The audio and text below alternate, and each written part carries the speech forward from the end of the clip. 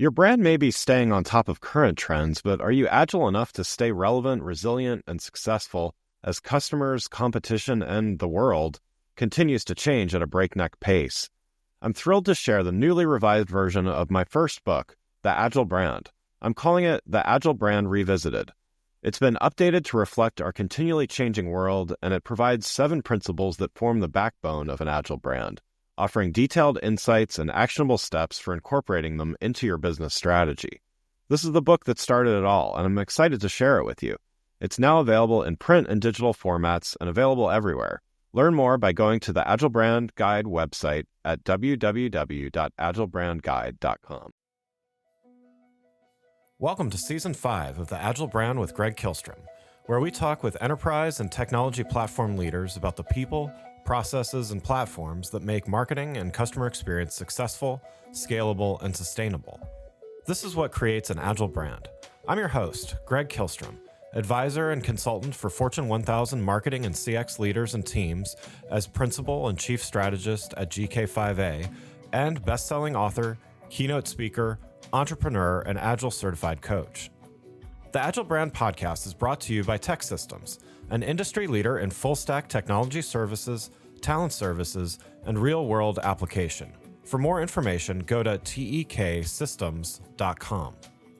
To sign up for the Agile Brand newsletter and get the latest insights and articles on marketing technology and CX, or to purchase a copy of my latest book, House of the Customer, go to gregkihlstrom.com.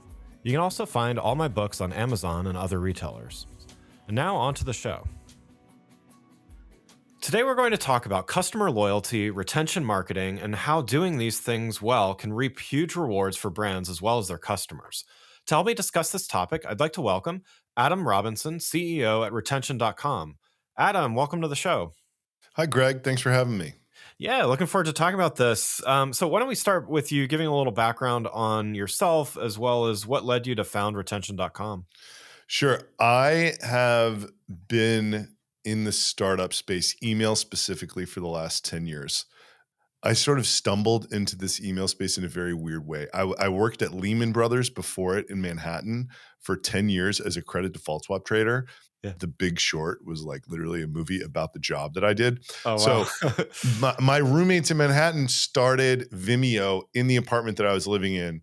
And I was always very captivated by these people's lives. And I wanted to be an entrepreneur in tech, and I didn't even really know what that meant, but I wanted to do what they were doing. Mm-hmm. So somehow I after the financial crisis and my job kind of got regulated out of existence, I just set out on this journey, which was a really long and winding road, where kind of the first major stage of it was building what turned into this like small email service provider that basically we had a customer acquisition mechanism that was like attracting constant contact customers. Yeah. And email marketing is a very hard market.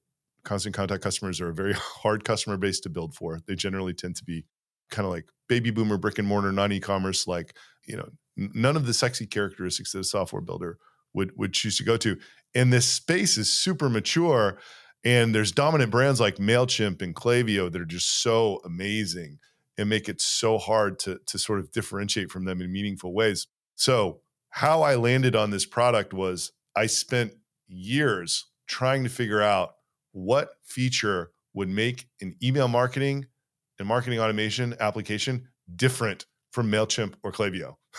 Yeah. And I heard that there was a possibility that you could, with a pixel, you could identify an anonymous website visitor and connect it to a deliverable email address.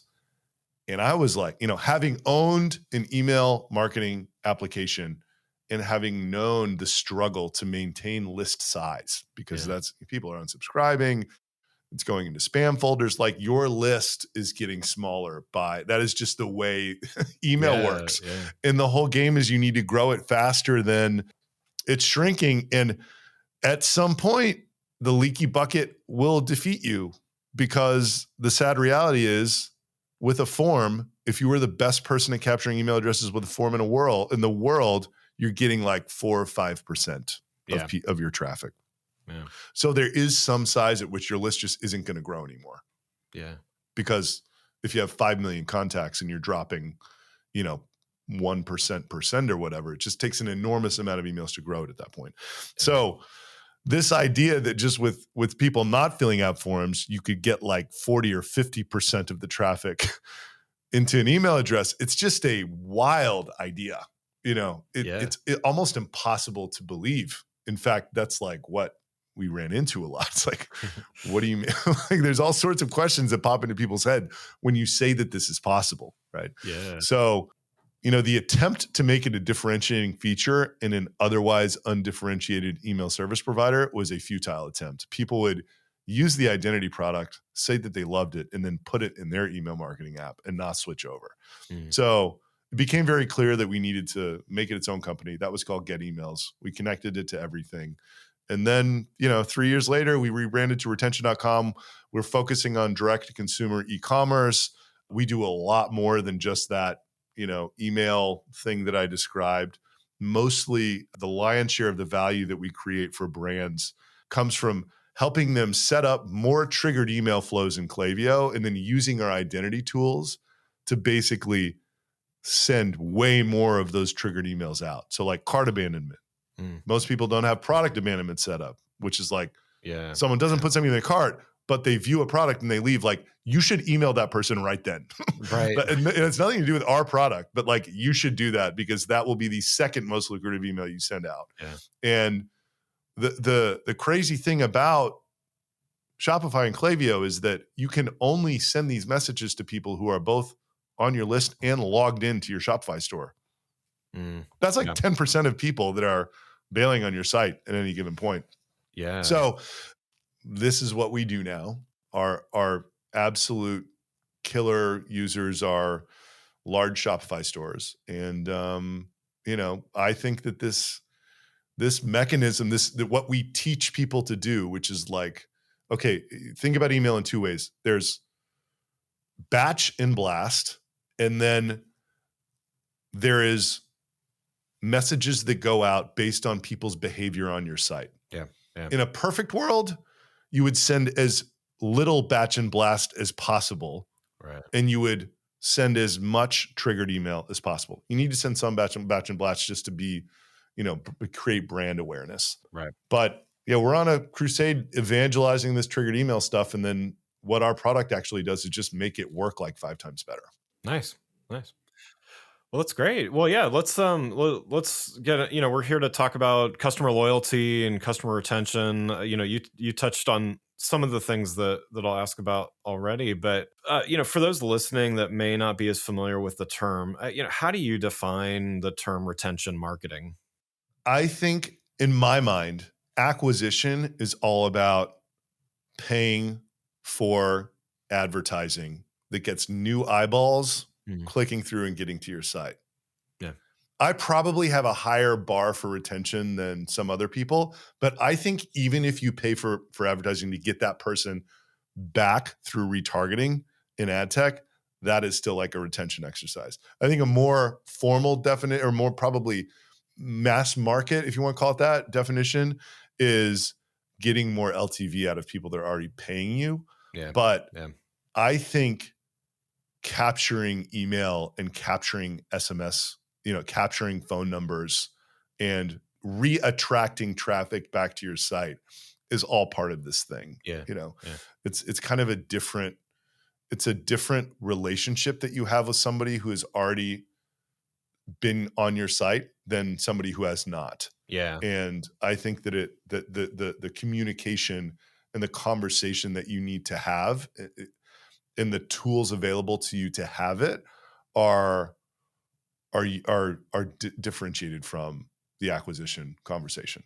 Yeah, I like that you made the distinction between acquisition and retention. You know, as having worked in marketing for a while, you know, I feel like there's always a focus on the acquisition part, you know, the net new customers and everything like that. But I'm a strong believer in customer lifetime value and, you know, thinking about that longer term play as well. Do you think that customer loyalty and retention is often overlooked or maybe discounted versus acquisition? And, you know, why do you think that's the case? So I think that the world today is forcing people to look very hard at retention. Yeah.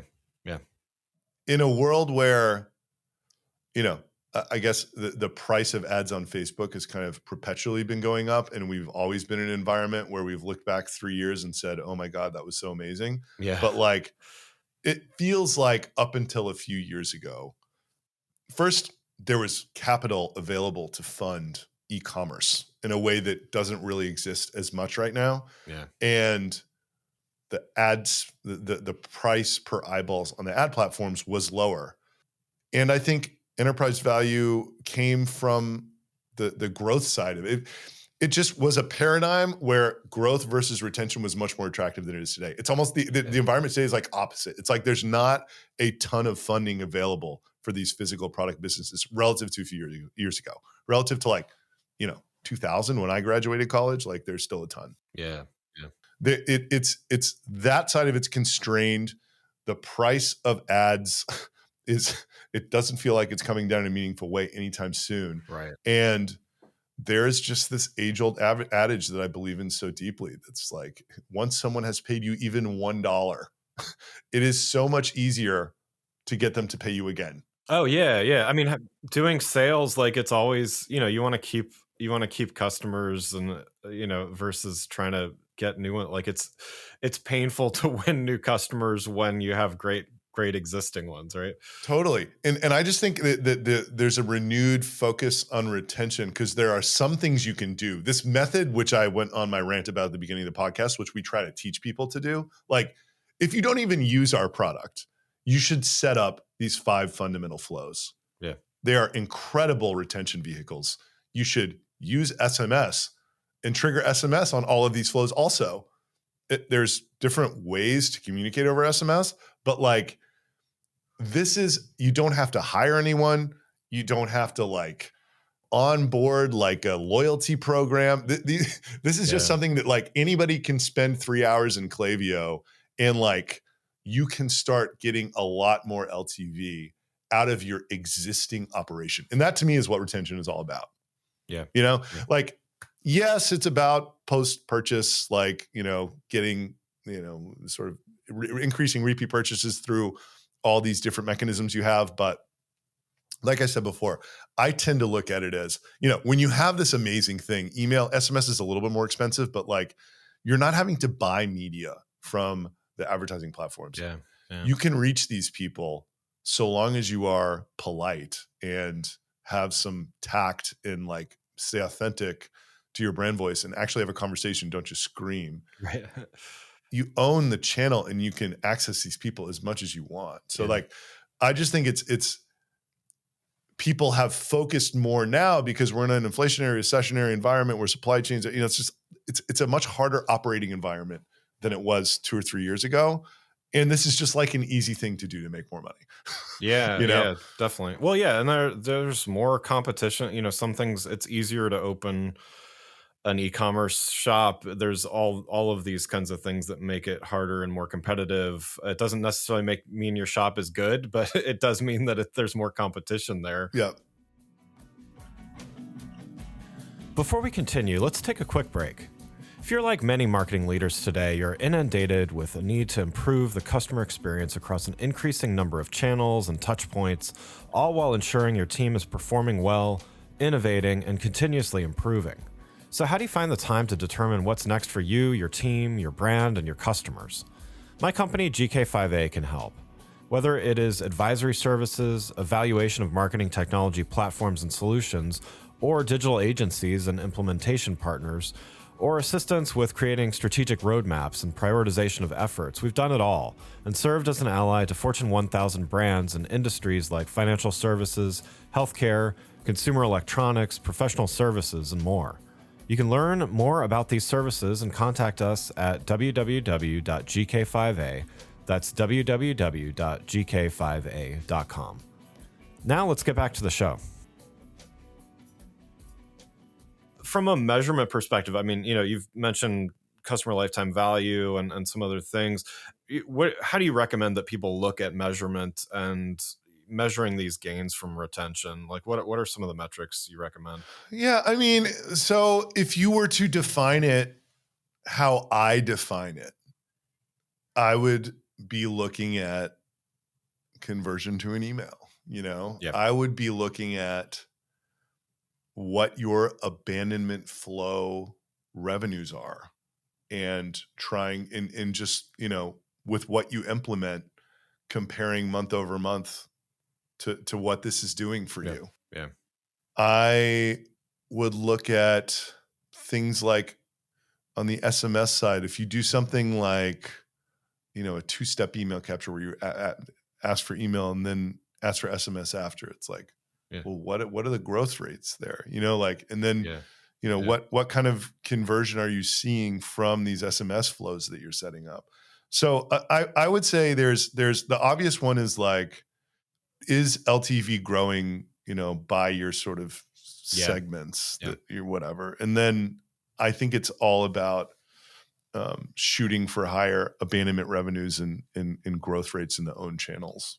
Yeah. And I would imagine for those that haven't set this stuff up before, also just it's a big A/B test of, okay, we weren't doing it before, now we are. And so, for at least for a little while, there's some, there are probably some pretty big gains in many cases. Enormous. Here is my observation from doing this for several years in this specific thing. So Klaviyo is the email marketing application that most Shopify stores use. Yeah. And we're kind of in the Shopify world, which is like kind of the biggest, e-com world. Klaviyo forces you to set up checkout abandonment when you create an account. But the interesting thing is they call it cart abandonment, but it's not cart abandonment. Yeah. If all you do is set up what Klaviyo tells you to do when you set up an account, if someone goes to your site and they put something in the cart and they leave and they don't get to the checkout stage yet, they do not get a message. Got it. So like probably, and the more sophisticated people get, the more, sort of educated about these flows they are. But I would guess that like at least half the market doesn't even have a cart abandonment communication set up. Yeah. Yeah. It's like you said, it's like if you don't have that set up, the day that you set that up, it will be the largest gain in email that you ever see.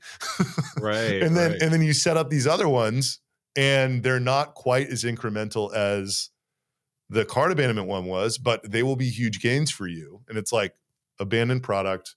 And we say set up, price drop, and back in stock as well, just because those are like, what's the right way to say it? It's like the mind reader flows. Right. Yeah. Like how, wait, I forgot that I wanted that. Right. Well, and it seems like these aren't default settings on Klaviyo or Shopify or anything. I apologize. I don't use that system, but like, because they aren't, I mean, is it safe to say a lot of people just aren't, they're just not thinking about this, or like, I guess what's the biggest barrier to get them to sign up for something like retention.com? Yeah, well, it is a lack of education. Yeah. It's really just a lack of understanding. So I have been in email for 10 years. Yeah. This has never changed. It's like taking it a step back. There's some rules to direct marketing, right? Direct marketing is like the list is the most important. Yeah. And then the offer is the second most important. And a distant third is the creative, right? Yeah. So like there's rules about email. Email, it's like if you can send, the more personalized and the more timely your email is, the better it's going to do. Yeah. And like these flows that's all that they are. It's just this it's just this perfect message. It's this perfect message at this perfect time that this system allows you to automate. And like, it's magical, when you think about it that way. Yeah. And I just think there's a general lack of appreciation for how magical they actually are. And then people set them up and they're like, oh my God, this is incredible.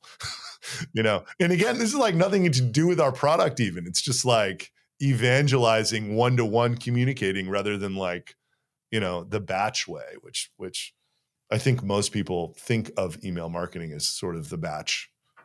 That's what it is, Yeah, well, yeah, and I do a lot of work in the journey orchestration and automation space and in general, and yeah, I mean it's just amazing. To your point, the day that something gets set up, just kind of seeing. I mean, if nothing else, you see the reactions to things versus it just people kind of go in a black hole and you never see them again, right? So Right.